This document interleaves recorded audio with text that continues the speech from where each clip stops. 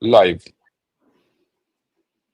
Good morning, good afternoon, good evening, wherever in the world you may be. This is Sandeep Unnithan, Editor-in-Chief of Chakra News, coming to you live here from New Delhi. And I'm joined by two very special guests, Lieutenant General P.R. Shankar, former Director General, Artillery, and of course, my good friend Advaita Kala, who needs no introduction really. She's a media celebrity, she's a scriptwriter, and of course, a very astute political commentator.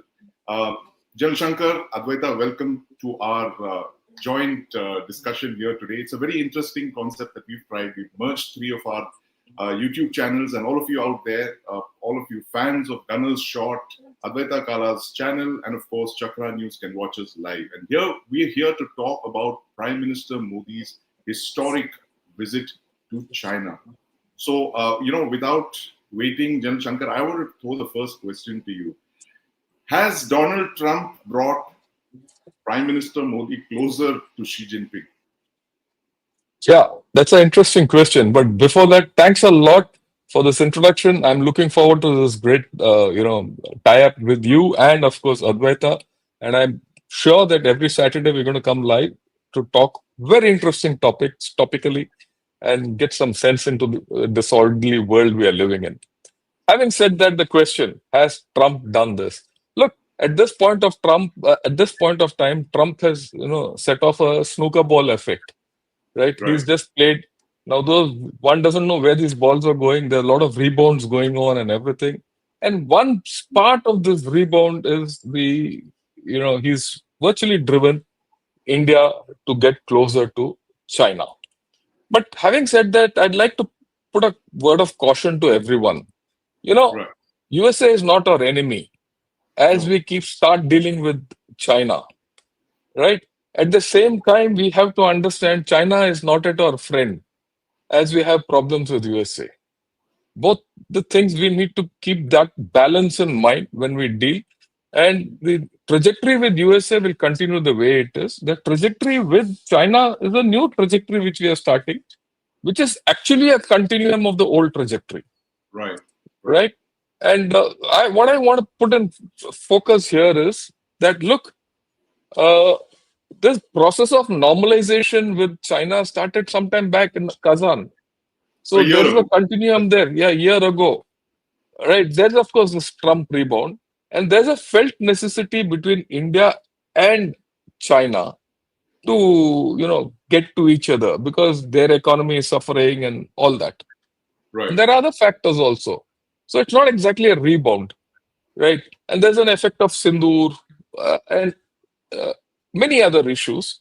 So right. we'll get to that. This is Absolutely. what I feel. Yeah, No, no, no. Very good, opening comments, John Shankar. And, I want to ask Advaita this because, Advaita, you create characters for your movies. Of course, Bob Biswas, that ultimate character for Kahani. Always remember, I think he's as great as, if not greater than Gabbar Singh. So that said, this whole thing seems to be about personalities. And, Prime Minister Modi brought in a certain personalization of foreign policy. You see his outreaches to President Donald Trump, to Xi Jinping, to Vladimir Putin, of course. They were very warm. There's a certain chemistry that they all enjoyed. And you can see it, they're very comfortable with each other. But now in 2025, 11 years later, he shares that chemistry only with President Vladimir Putin. With Donald Trump, we don't know what happened. It seems to be, some kind of a personal grudge fight. There's an ego battle here. One of Trump's advisors seems to suggest that recently, where he said this, why doesn't he take our call? Something like that. To suggest that it's become an ego battle. It's become a clash of personalities. The same thing with President Xi Jinping. You had that warmth on display first in the Sabarmati riverfront, then in Mahabalipuram, where he actually put his personal credibility on the line, Prime Minister Modi. And Galwan happened 20, 5 years back. Do you see this as one of the pitfalls of personalizing foreign policy, the way the Prime Minister engages? It's a great thing. It's good for optics. But there is a flip side to it when you're dealing with countries like the United States, as it is under President Trump, China, which has the long-term view, where it views India as a threat to its dominance of Asia and then later the world. You want to comment on that, Advaita? Sure. And I just want to say, start by saying I'm very excited about this collaboration. I think it's so interesting. It's 9 o'clock in the morning on a Saturday, but we'll get through it.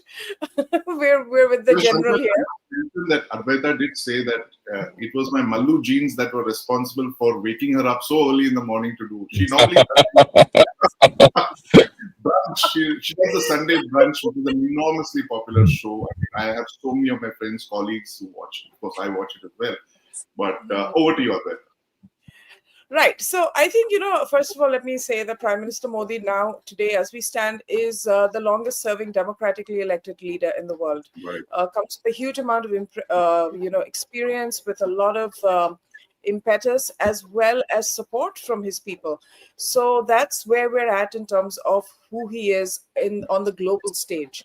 The Prime Minister inherited a certain world chemistry, if you will, wherein India had a place in the world, and that place was always in that space of rising, still has right, potential, could be, should right, be.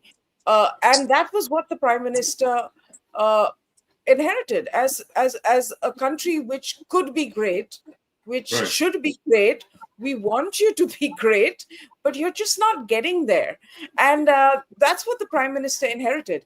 And in the last 10, 11 years, what he's worked on is really moving that trajectory to a point wherein India has grown rapidly to become one of the most powerful economies in the world, right, where we are being taken seriously on the global stage.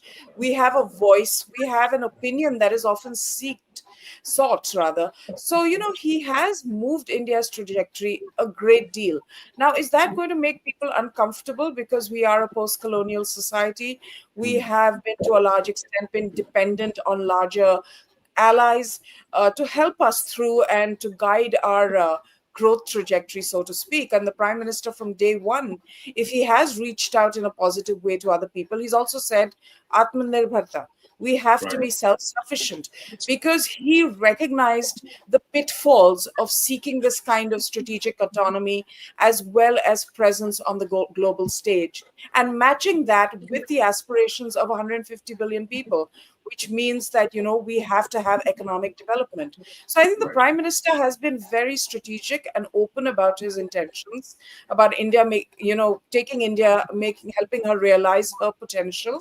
At the same time, recognize that regional stability is essential to achieve that. And for that reason, he reached out to Pakistan. We know what happened there. He reached out to China. We know what happened there. People are saying this is an ego issue with Trump. Not for the Prime Minister. This is somebody who reached out to Pakistan, who, right, despite being a larger country, flew down himself to Pakistan and right. invited them for his swearing in. Same thing with Xi. Went, what was it, like 70 plus meetings initially? The most frequently met leader in the world was President Xi. So, Right. Prime Minister is not the type to put his ego in front of the country's interests.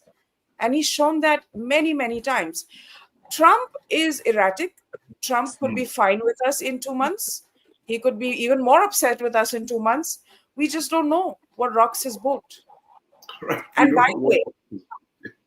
yeah, and by the way, groceries are getting expensive in the US. So I think Trump is also heading towards some serious domestic pressure. So this, the world Yeah. bully thing can go on for Right. some time, but at some point his people are going to say, step back. Right, absolutely. No, no. You're spot on, Advaita. I was just watching Zaka Jacobs' show on Network 18, and he was speaking to an U.S. economist, Martin Wolf, and Wolf said, "Listen, this is not a U.S. plan, right, to alienate India. We have serious issues back home. States are not talking to each other. The military is marching on the streets of Washington. It's that bad, So don't look at this as some great American plan to, isolate India or anything like that. It is Trump. And I think that is what a lot of the US strategic commentators coming out to say, listen, it's a one-off. It is not US policy to do this. And as we've discussed last Saturday with General Shankar, I mean, this is a policy that was supposed to be the most significant strategic partnership of the 21st century. That's what the Americans call it. And today, we're 25 years down the line, we're looking at a partnership that's neither strategic nor global. do we even have a partnership is what a lot of people are asking. But General Shankar, now the fact is, a few hours from now, Prime Minister Modi is going to be in China with President Xi Jinping. How is this meeting going to be different from previous meetings? I was at the India Today studios yesterday. We were discussing the mood of the nation uh, poll, which polled something like 50,000 people across the country. More than three-fourths of the polled respondents were deeply suspicious of China's intent. They said, we can't trust China. When there is such a large groundswell of distrust with China, the fact is they are a neighbor, they are a reality in our neighborhood. How will the Prime Minister's outreach to Xi Jinping be different this time around from previous meetings?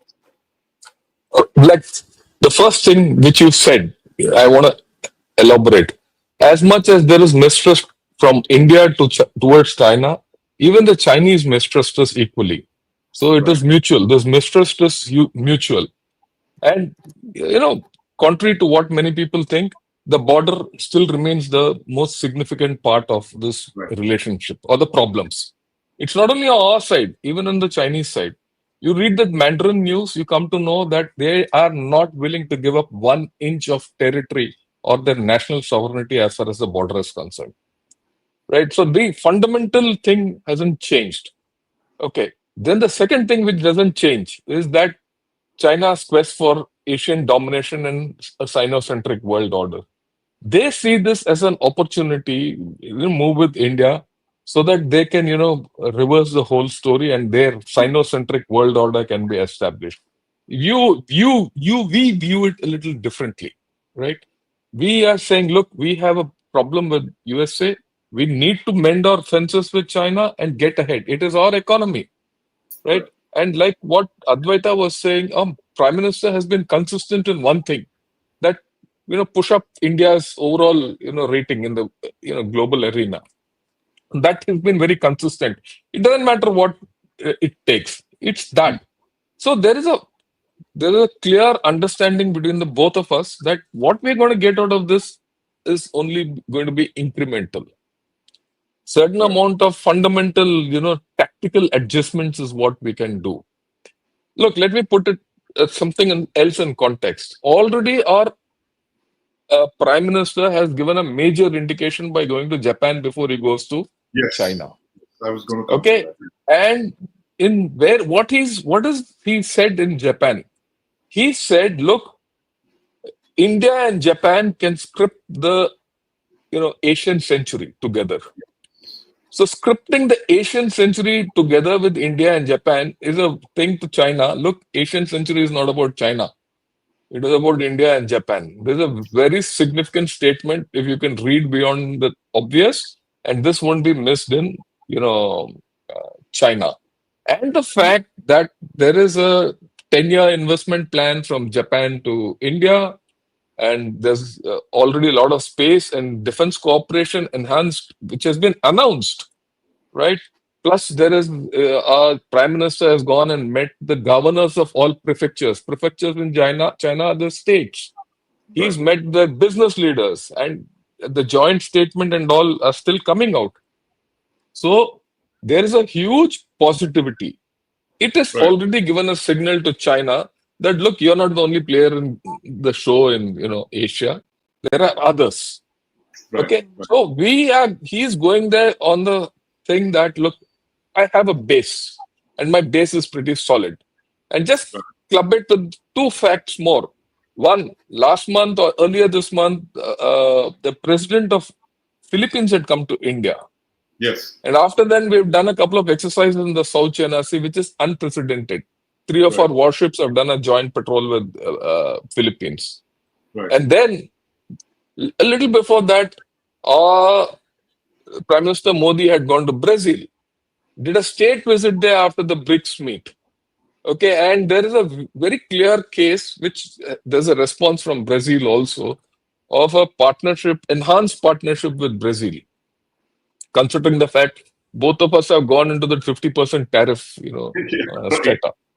Thing. We're partners in Yeah, the Trump tariffs regime. Yeah, yeah. And then, the next thing is we are meeting China at a time when China is not great internally. Their Right. military is getting purged left, right, and center. Their economy is stagnant. I mean, just think Right. it is stagnant. People are talking of deflation in the Chinese economy. And Right. India's economy is running on at 7.8%. The Right. so-called dead economy, as per Trump, has come alive and it is Yes. running at 7.8%. There's a huge thing.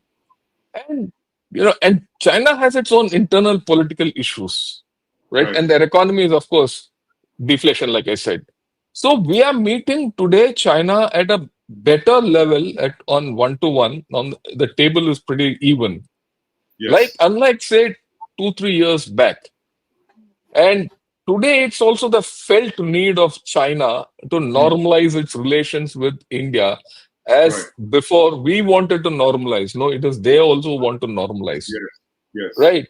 So I think it's a good thing that we can deal with them on positive things. And in the long run, let's face it, you have a border with them, 3,000 plus kilometers. At some point of time, you have to normalize it. Right. If you can Absolutely. start it today, why not? I mean, Right, right, it's to our absolutely. Very benefit. interesting point there, Shankar. The fact is that Prime Minister Modi and President Xi Jinping are meeting halfway. So it is in both people's interests, both countries' interests, certainly for this meeting. That's what makes this really important. It is shared interests, shared, fears, and of course, we have a mutual suspicion of each other. But that will have to remain there because I think post 2020, the understanding of China has the reassessment in at least in South Bloc has been tremendous. I mean, it was always there, but I think the kind of infrastructure and security buildup that we've seen post 2020 is almost historic. But Advaita, I want to take you on that point that you made earlier on about the fact that Trump would actually come around sooner or later. Maybe a month from now, 2 months from now, but the damage will already have been done.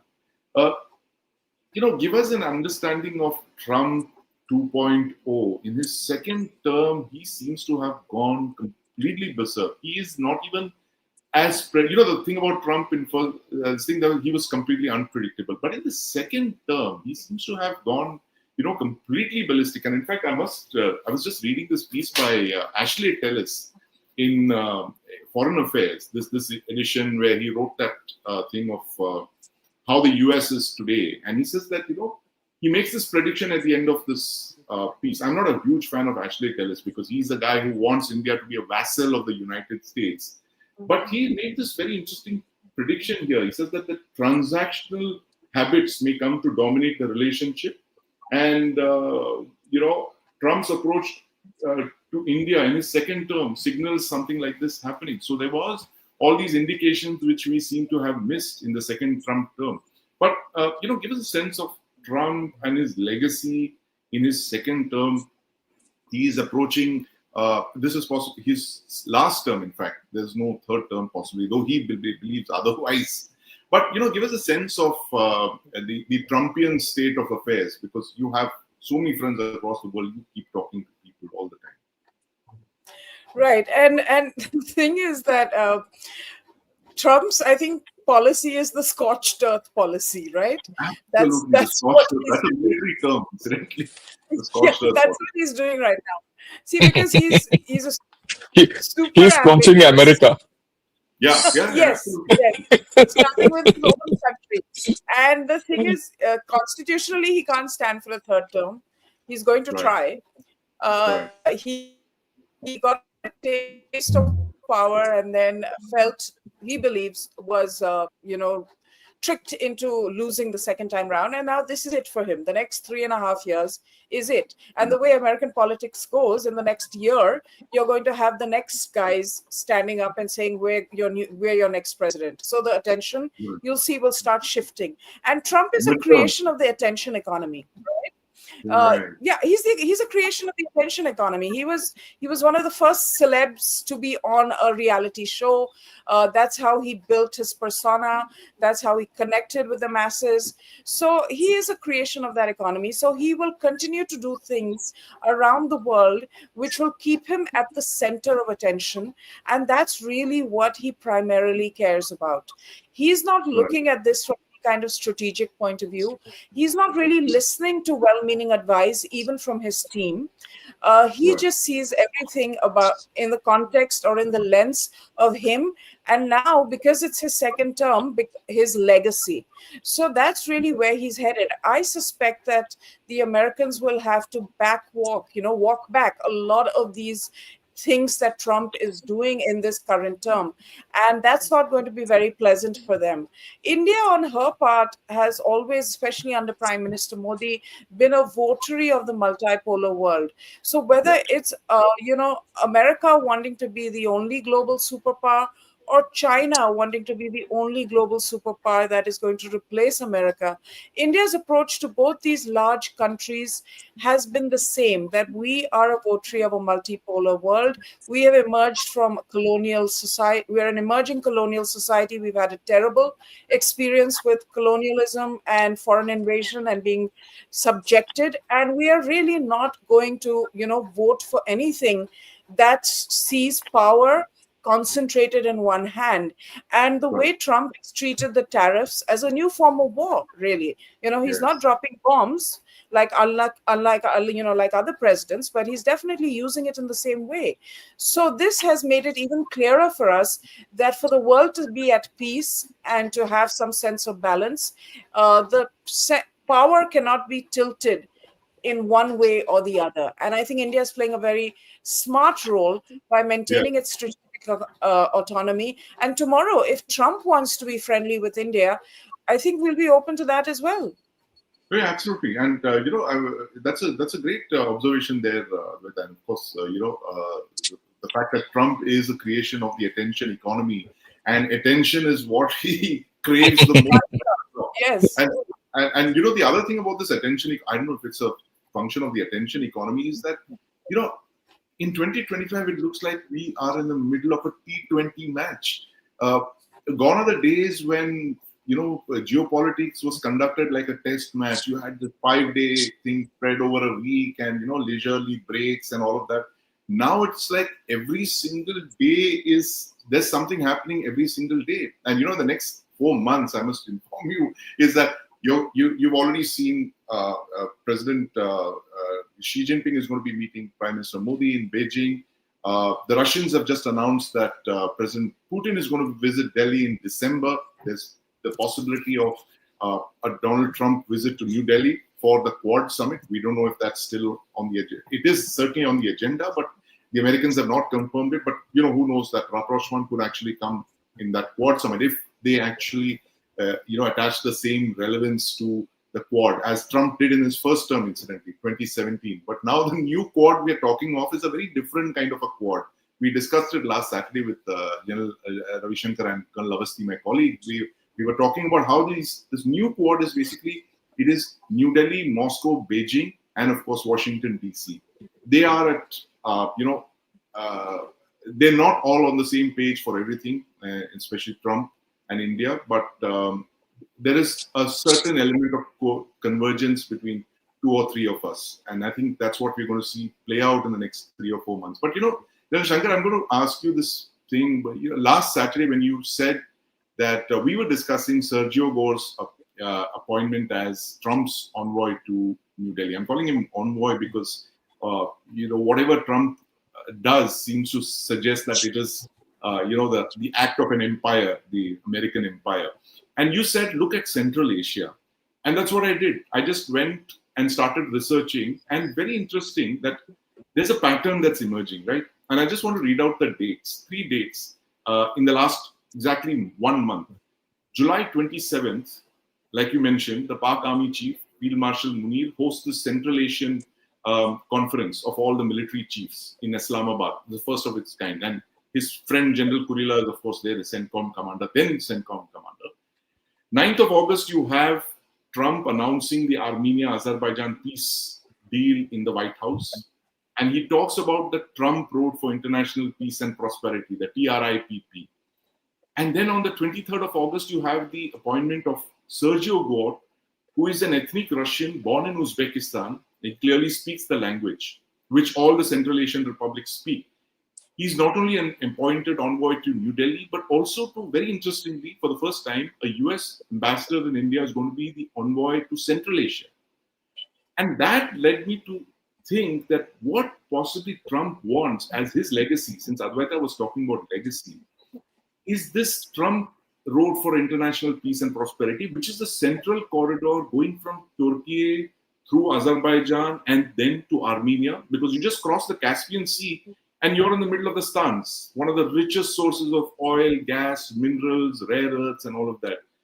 It's just 4,000 kilometers long. And this is something that Trump could actually achieve in that short time that he has, 3.5 years. Do you think he's making a play for Central Asia? Because, bypassing Russia, he's bypassing China, he's bypassing Iran. This is a straight route to Central Asia. You think this is the plan now? I have no doubt about it. His focus is Central Asia, right? Look, where is American influence strongest today in the globe? It is in the West Asia, from the Mediterranean right up to India's border. They already got it. They've got Pakistan also in their pocket, barring Iran. They've got, yes. Iran has hardly influence in this area anymore. And what has happened with Houthis yesterday? If those reports are right, the Bab al Mandab is now free. Okay, the report is that Israelis have bombed out the complete leadership of the Houthis. Yes. In which case Houthis are also eliminated, and the last vestiges of whatever problems are there are gone. In the this area, of influence has been cracked. Is finally. Out. Hezbollah, and then Houthis, all of that, 3 H's. And here in this area, you don't find any Russian influence nor Chinese influence. China has its economic thing, but strategically zero. It's only logical thereafter, and USA has always had a hold on Afghanistan. They've been funding the Taliban government, which virtually. So there is a natural border now with into or reach into Central Asian Republic, and with Pakistan also playing ball, it's there. Now, what does Central Asian Republic gives you? It gives you access into Russia very clearly. With whatever is happening in Ukraine, if it draws down to a close also, complete underbelly of Russia has been, is in focus. Then the complete eastern desolate area of Xinjiang, China, which is the weakest part of China, mind you, is now under, you can start influencing it. Then the pipelines between Russia and China and the Central Asian republics and China also come under your influence. Right. Not only that, East Europe comes into the influence. Please understand, once you get Central Asia, East Europe across the Caucasus comes into, Romania and all those areas come into thing. So the Central Asia ploy is it's not Trump's attention disorder kind of a thing. Right. It is absolutely strategic, and someone is thinking. Yes. And that is why you see that also the fact that he's trying to make good with Russia and China simultaneously. Right. It doesn't matter where he succeeds. He wants to succeed with one. That is why this outreach to Putin with, in Alaska, plus spurning India, giving a signal to China that India doesn't count, China counts. Both, they're playing this game. One has to understand this. We should be clear, let Trump and Russia keep playing their games. We should be clear that we shouldn't get sucked up into this game. Right. We should say sucked up into this game. Right? We shouldn't get sucked up into this game. And my way of looking at this, to some extent, China understands this game. Right. In fact, Russia also understands this game. Right. But like you earlier said, whether you like it or not, whether people like it or not, so far the strategic construct was that, the 3 big players in the world are Russia, China, and USA. The 4th big player has arrived. whether people like it or not, or acknowledge it or not, we are there. Right. You can't deny an economy, $4 trillion economy, which is going at 7.8%, the Right. biggest population, and you're able to go to the moon and the Mars, and you say, Yes. no, you're not a power. You count. All Yes. what Trump is doing, you count, and count big time. And as we go ahead, this weight of ours will continue to grow up. And we carry a lot of trust with us. We have this great soft power called trust. So we got to Right. count. So in this, we shouldn't get sucked up in Trump's game. Right. We should Absolutely. play the game the way we want it, to the benefit of our people. We shouldn't lose sight of the fact that a lot of people in India are still poor, and Yes. India can be as strong as the weakest link in India, that is the poorest man in India. We need to focus on the issues internally, right? Right. Or poverty, or growth, or infrastructure and things like that. That will automatically ensure that we go up. And let me also tell you, Sindoor has taught another important aspect of India to the whole world. That is the fact that Indian armed forces are someone you cannot trifle with, Right. right? And this is a realization with USA, Russia, and China. People, you forget about, you look beyond the curtain, you look beyond the facade. China is worried. Why is China come to you to mend fences? They've used all their best equipment through Pakistan and it has failed. Forget the info war and all that. Now they are worried. The same equipment will be deployed on the Tibet border. Can they Ladakh. get As into well. a Ladakh? Not Ladakh, even Arunachal. The same equipment will be Yes. there. Absolutely. Yeah. Okay. Now with that equipment, can they fight India? Really? I mean, I'd be surprised if any Chinese general will say, let's go and attack India. He'll say, yeah, let's start mending fences with them. That's an interesting They've point. seen, Yeah, General Shankar. I never thought of that actually. The fact that the failure of Chinese equipment in Pakistan to prevail over India would have spooked yeah, yeah. the Chinese Not only military as that, well. not only that. You see, in terms of modern war, you also eliminated some element of American influence in Pakistan. Now the news is coming out. Noor Khan base had some private military contractors, yeah, wo, a lot of American origin, and that's another reason why America. Suddenly, America also finds itself with a partner, strategic Right. partner. We are still there. That partnership is not broken, officially Yes. at least. With a Right. strategic partner who has more heft than they previously thought. Yeah, that's the thing where I've been calling it from the 10th of May, General Shankar. I've been calling Sindoor the out of syllabus question that nobody expected. Everyone thought we would carry out one strike and then, the Pakis would carry a swift retort and that would be the end of it. But we actually escalated. And I think that is what worried everyone. And, like you've correctly pointed out, what happened on the 10th of May, the shattering of Pakistan's air defense cover, the fact that their nuclear vectors were affected, and paralyzed rather, that would have really worried them, and that's why they ran to the United States and the phone started ringing. But the one expression that came out in your talk, General Shankar, is the game. You said India must not be sucked into this game, Sucked into this game. and the great game is where this is the area where the great game was played in the 19th century and going all the way up to the 20th. And I believe that the transfer of Gilgit Baltistan from Kashmir. I'm calling it the transfer because this was a very, very elaborate scheme by the departing British to transfer Gilgit Baltistan to Pakistan, thereby ensuring that India did not have direct access to Central Asia. This has always been the British plan to, firewall India from the Russian Empire so that India and the Russian Empire could never, touch borders. They built that Wakhan corridor, which was that Afghanistan was the buffer state on the western axis, and Tibet would be the buffer on the northern axis, right?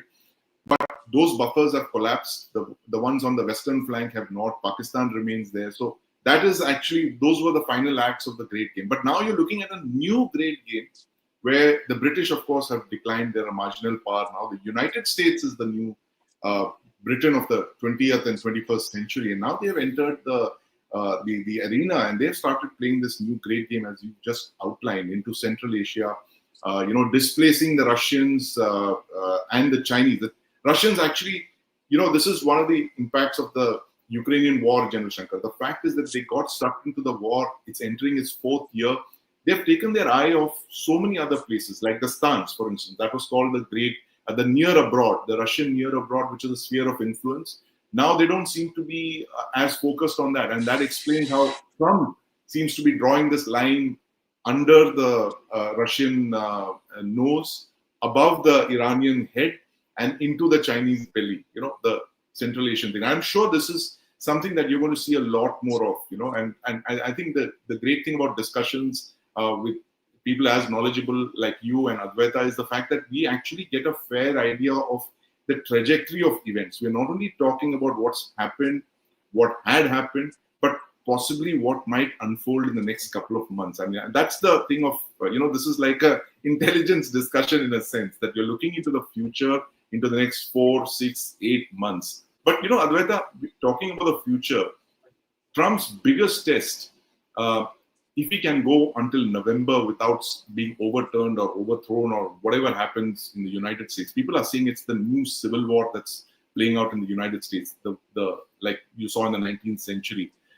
But you have the midterms in November, and that's a big, big test for Trump. And we're going to see the new contenders, the new Democrats who are going to be the challengers to 2029. Who will stake their claim for the White House in the 2029 elections. Gavin Newsom, for instance, seems to be one very, very promising candidate from the Democrats. I mean, he's, if you see the way he's moving around, he looks very presidential in his conversations and his speeches and his video posts and all that. But give us a sense of where we are with the United States in the next couple of months, with the domestic politics of the US, and who are the possible contenders from the Democrats and from the Republicans. And and the other big question, Advaita, is that the silence of the Indian diaspora in the United States.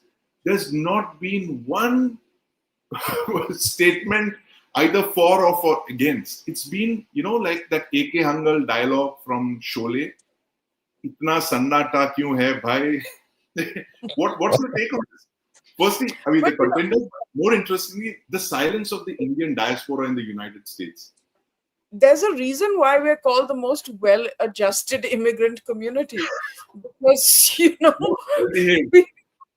most well-behaved, That's a because nice nobody. one. Yes, nobody is saying anything. Nobody will say anything, and that's fine. If one thing India has realized now in its current position, and I'm so glad the general said that we're the fourth member of the party, so to speak, because that is true. And we don't need any kind of voices from anywhere that need to come in support of us. I think Gavin Newsom is, of course, very handsome. That's what I think you were trying to say, Sandeep, but you can't Yes. quite say it. But I, as a woman, can say it. He's handsome. You said he's very I feel presidential. a very conventional American vast way, So that Oh, way he is. Yeah. it's okay. You're just deflecting. He is very handsome. He's the governor of California. He's also one of the first people, when there was this huge backlash in the Democratic Party that we lost this particular election because of all the wokeism and all Yeah. the, kind of getting into the pronouns and not getting onto the facts on the ground. And that kind of backlash came in. Newsom was smart. Newsom kind of acknowledged it, although he comes from the uber liberal state of California. And he Right. even started a podcast, and he started inviting people to his podcast who were anti Democrats. So, from what you would say, Right. the American right. And people were like, why is he doing that? And his whole Right. point was, I want to hear from all sides. So Newsom has been making the right moves. The California fires kind of put him on the back foot because they were so devastating, and he was not able to tackle them in quite the way he wanted to. But on the other hand, when that happened and Trump started attacking him directly, it also raised his profile, because then it became a Newsom versus Trump kind of battle of perception war that went on. So Newsom is definitely definitely, somebody who's positioning himself very assertively as a possible candidate. He was always in the game. He's now, I think, stepping out into the open. I think, remember, Kamala Harris was also from California, Yes. so that may have inhibited him to a certain extent the last time round, but now that's out of the picture. So he's far more open about it. There Right. was an interesting headline this time in the US. JD Vance was quoted as saying that Trump is in terrific health, but should something tragic happen, I'm ready to lead, which I felt for a vice president. Of course, we know why a vice president is there if something tragic happens, like Yes. JFK and Johnson. The vice president steps up and leads. We know why he's there. But the fact that he had to say it, to articulate it, makes it very interesting, which makes one wonder, is there some sort of churn that is going on within Yes. the Republicans?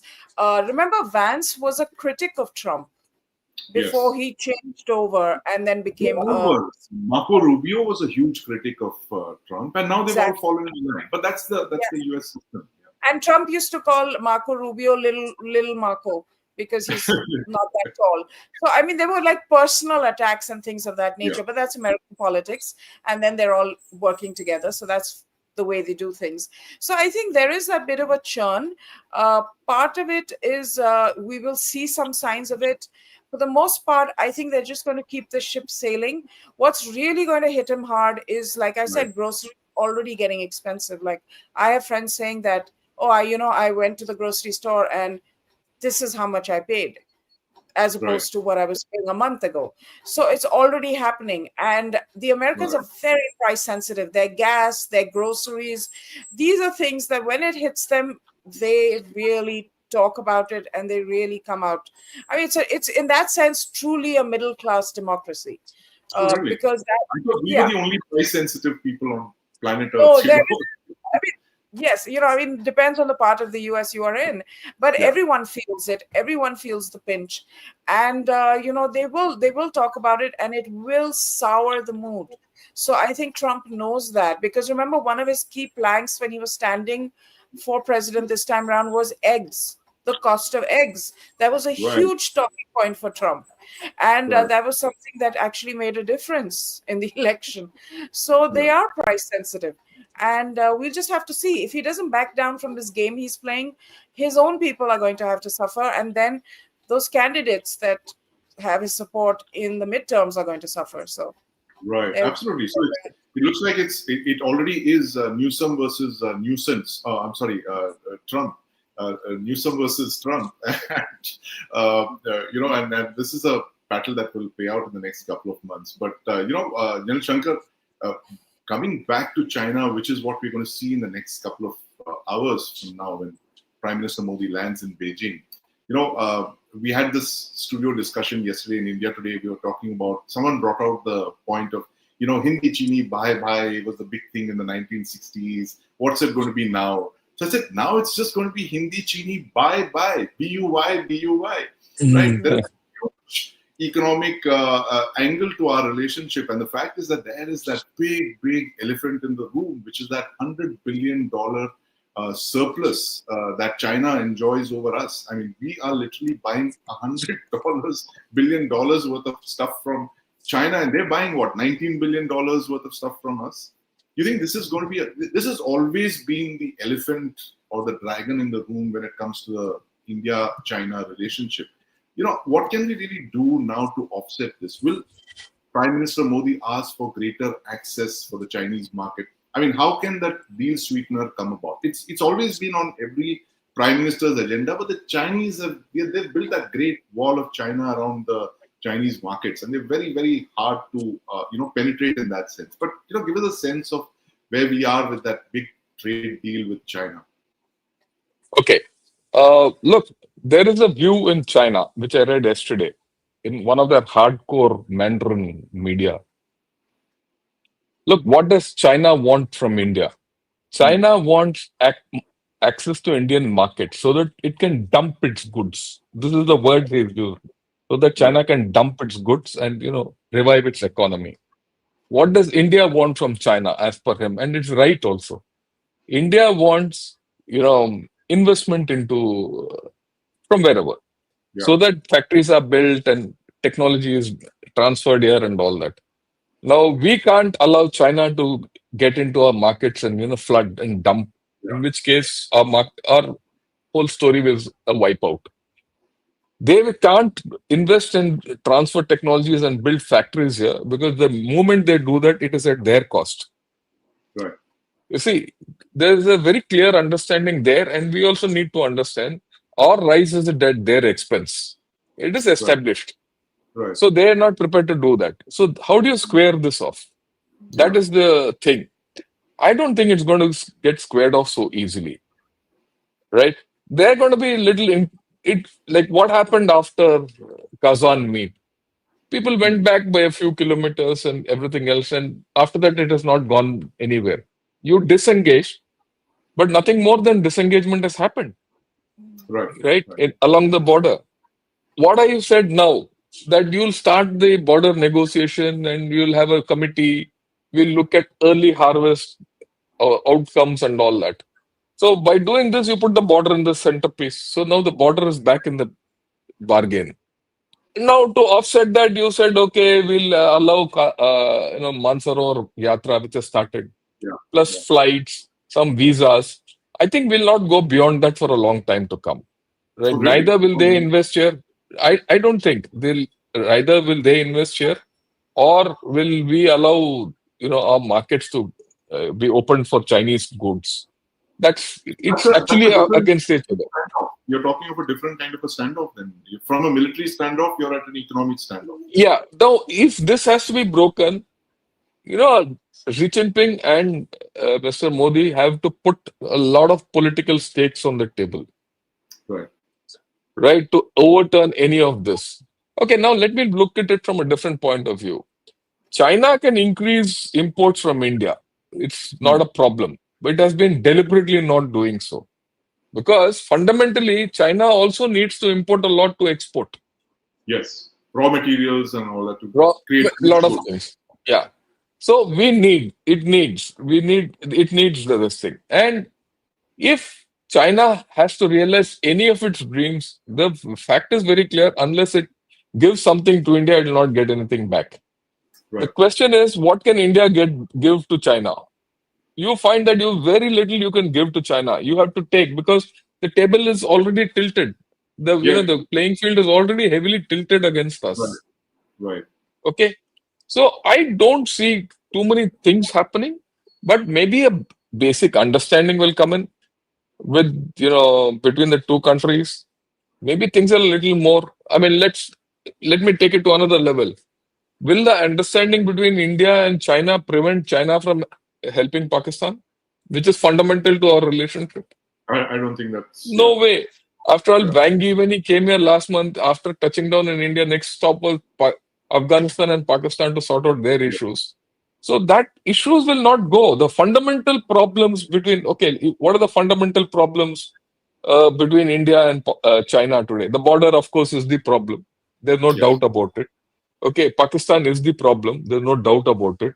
Dalai Lama is the problem. There's no doubt about it. Or the reincarnation of Dalai Lama and the Tibet question, which is going to come up. There's no doubt about it. For the next 10 years, we're going to be talking of it.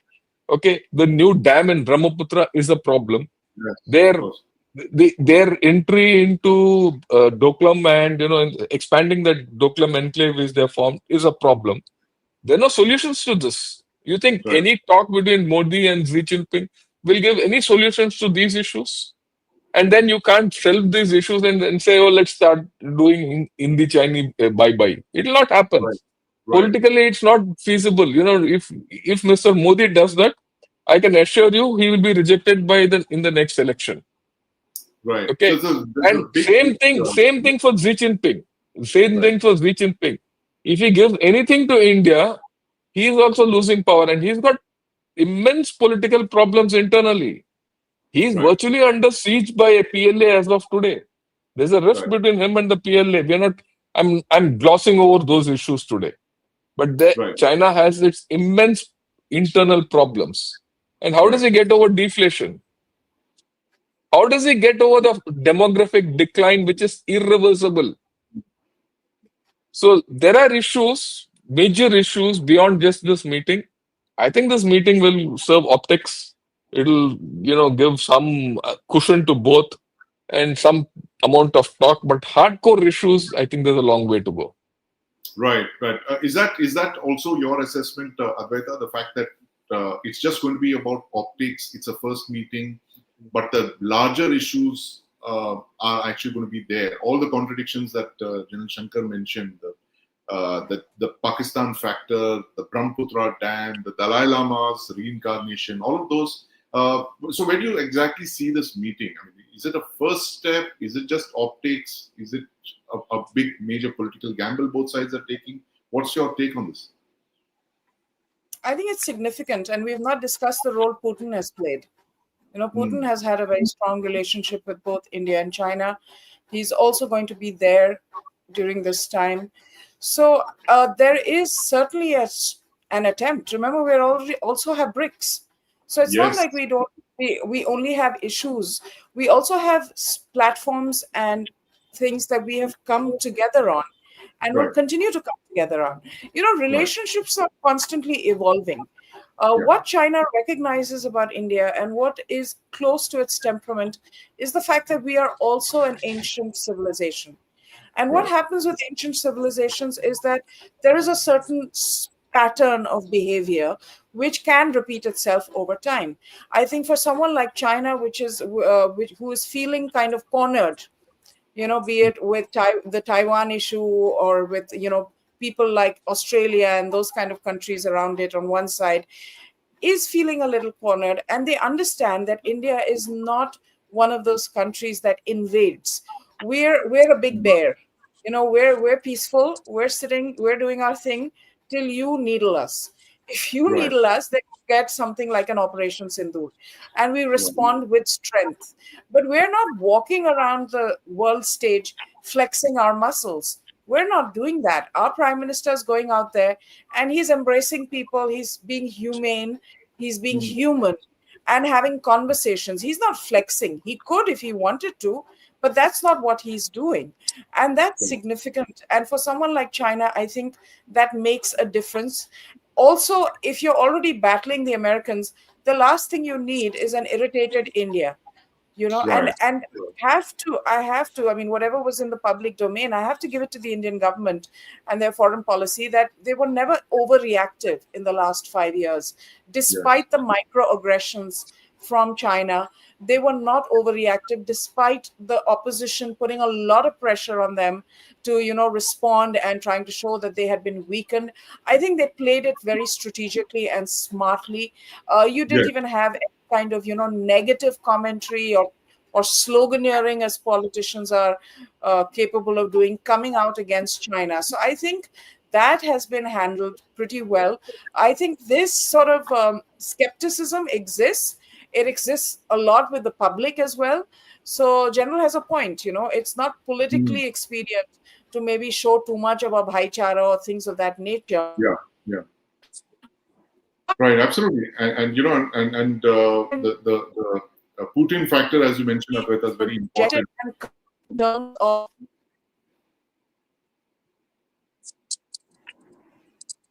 Yeah, I think the internet is a little. I think we've lost Advaita for a few seconds, but She'll come back. Yeah.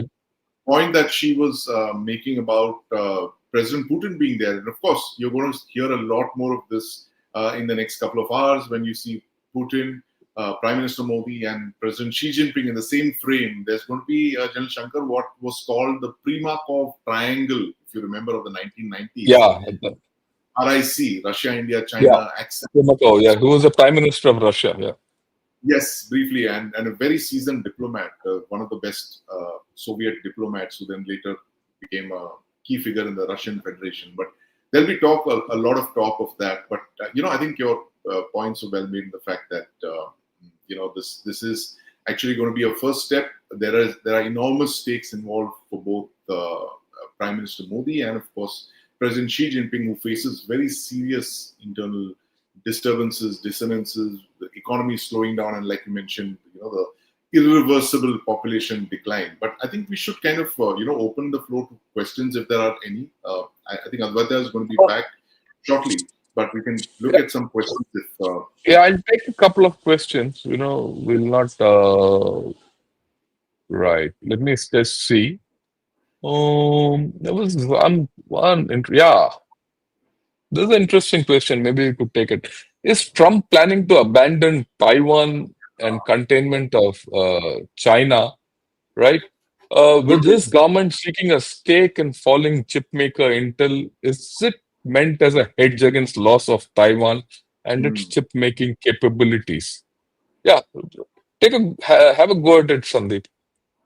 Well, this is a big question. No one really knows the answer to this. I mean, is this what is the price of a China US settlement? What they're calling the G2 or the Group of Two, which is that the United States allows for the rise of China, and we both of us can coexist, because it very clearly the US's understanding is that there is no containment of China anymore. That has completely failed, right? China is rising and it is unstoppable now. I think that's what the assessment is. And there's a huge policy making group in the United States also, which believes that, look, you can't contain them anymore. We've tried, we failed.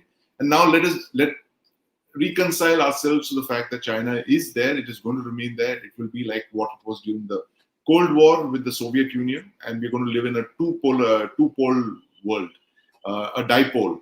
But having said that, I think if Trump stands by and watches Taiwan fall to China, even someone as unpredictable as Trump, that would be disastrous for the U.S. Foreign policy, because then what will immediately happen if Taiwan falls is that Japan and South Korea are going to have to start looking out for themselves. And I possibly foresee, I mean, this is as improbable as it sounds. I would even think they would go nuclear.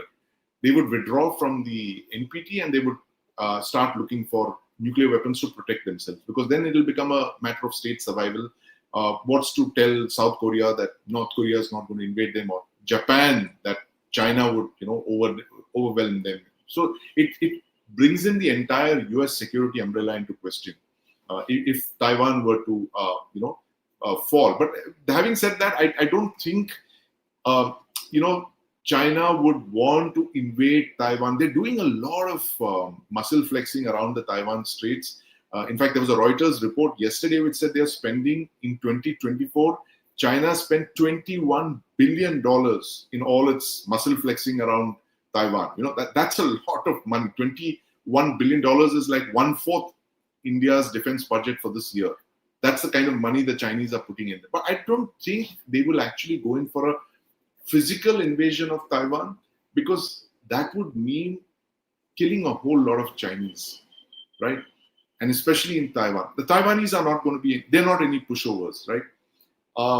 And unlike the Russian Federation, which has absorbed a lot of casualties, I don't believe that the present Chinese lot can absorb the kind of casualties that a physical invasion of Taiwan will entail. So I think it's just going to be a lot of posturing and muscle flexing and all that, in the hope that Taiwan kind of comes into the Chinese orbit at some point in the not so distant future. And of course, the whole game, as is being asked over here, is about chips, because that We'll TMC get to the chips a little later. I mean, the 50. major thing which I think you answered, and I'd just like to add one aspect. There is there's a feeling within these states Yeah, where they feel that US might abandon them at their time of right, need, right, and right. Japan exhibits this tendency often, and it's Yes. coming through in this India-Japan deal, which is coming through, and we'll talk of it a little later. So I'll take another Right. question, which Advaita, have a go at it. India needs to be transactional with US, China, and Russia and maintain a resolute stance and grow. With Ernst and Young report, things looking good for India, bad times for US under DJT. So your views on this whole story about transactionality and all that?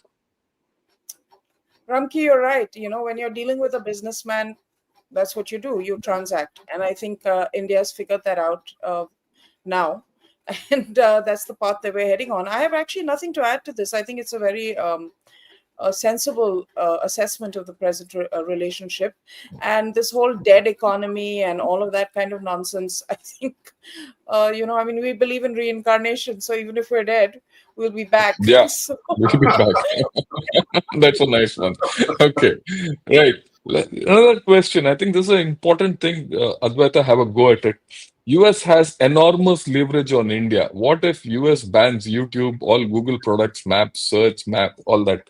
And if they take our 700 billion forex reserves like they did with others? no, they won't do that.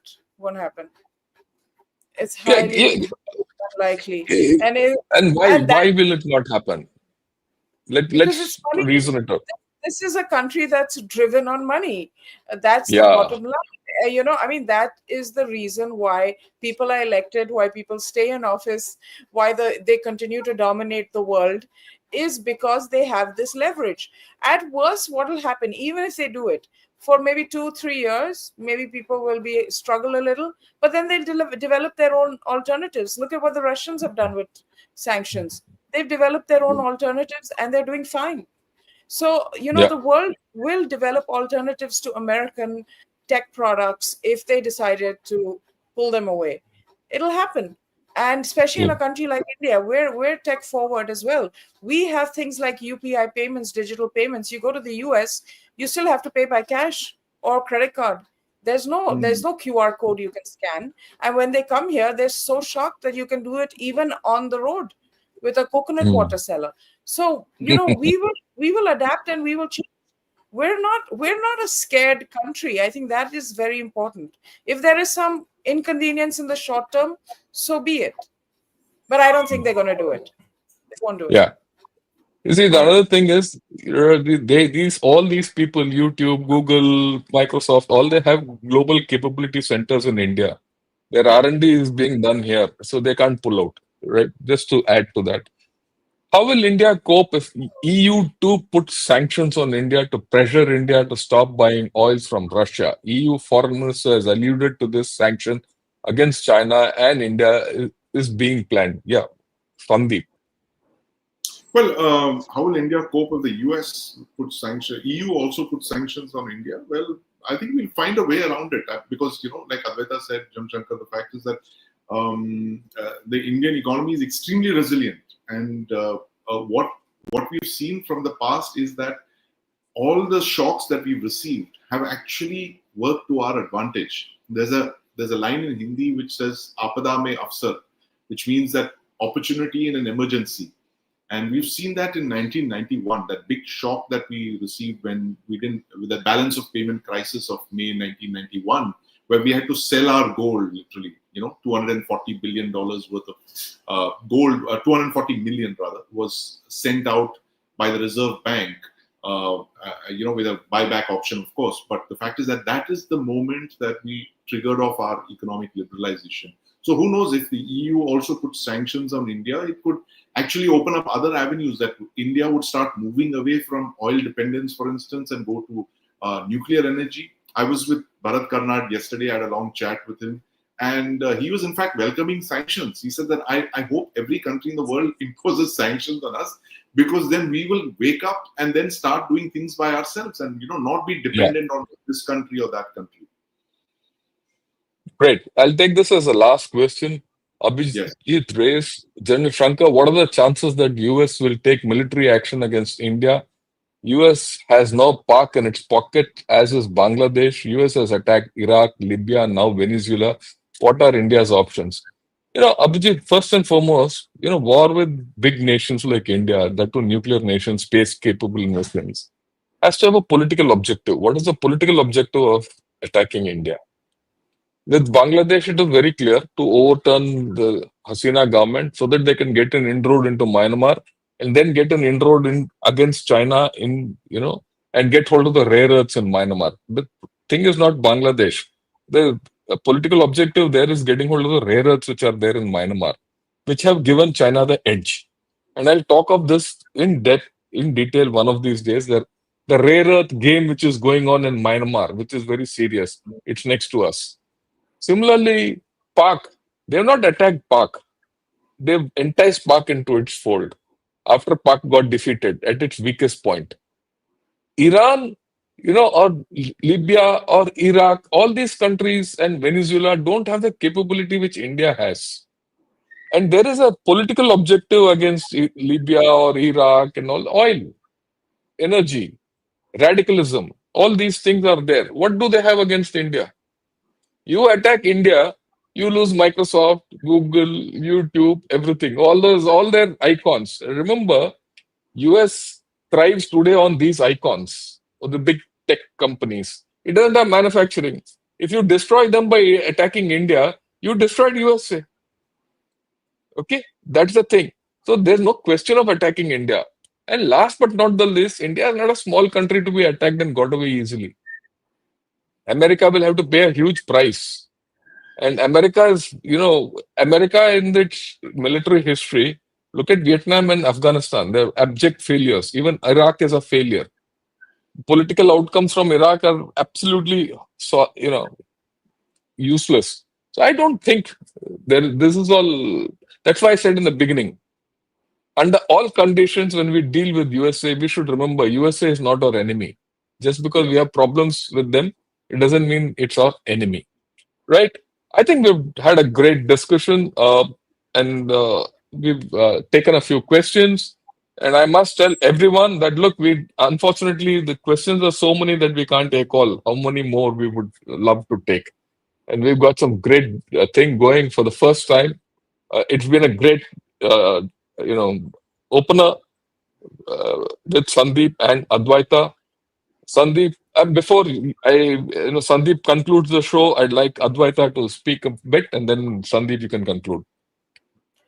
Just I wanted to raise a point on that attacking India. Trump, despite everything, has not attacked Russia as yet. You know? So, despite Ukraine, despite the big talk, despite the aggression, despite all of that, he's not done it. He's still meeting him in Alaska. And they say that Putin sent a body double. I'm just saying. It could have been him. But Yeah. so let's not worry about that factor. But it's been wonderful to be part of this conversation, even at 9 a.m. on a Saturday morning. It's been great, and I really look forward to more conversations like this. The viewer response has been terrific because I have been tweeting some of our comments when I can live. And it's really nice to see the people looking for quality discussions of this nature. So thank you for including me in this, Sandeep. I Well, appreciate it. thank you. It was your idea, Advaita, and one of your viewers had commented, and that's how we kind of got Right. talking about this.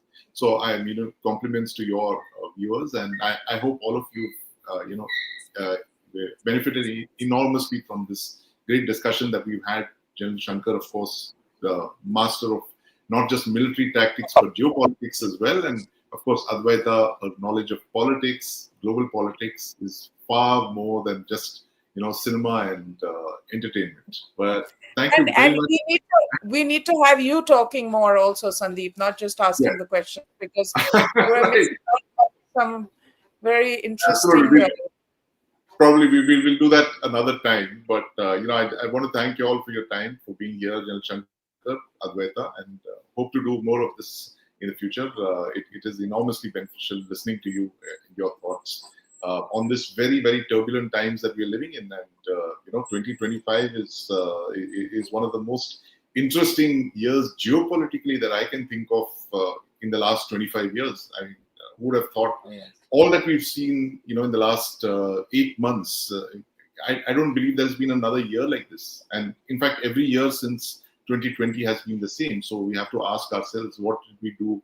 What did we drink over the last 5 months, or what did we inject ourselves with that has converted our lives into, literally T20 kind of, games, and the enormous rate of change and the pace of everything, especially geopolitics, which is normally takes time to play out, and all that. Here it's playing out with T20 like intensity. But that's something that we'll keep coming back to in discussions over the next couple of weeks. So thank you very much, General Shankar and Advaita, and I hope you all benefited from this conversation. Thank you. Yeah. And I'd like to thank VC who's become a member. I think it must be with Advaita's channel, right? No, maybe And yours. We don't no, know. it's not We mine see because whoever no, joined. it's not mine. Oh, That's okay. It doesn't matter. Whoever it is, thanks a lot, VC, for joining in as a member. And with thank this, you. we'll sign off and have a great Sunday or Saturday and have a great weekend. Thank you. Bye bye.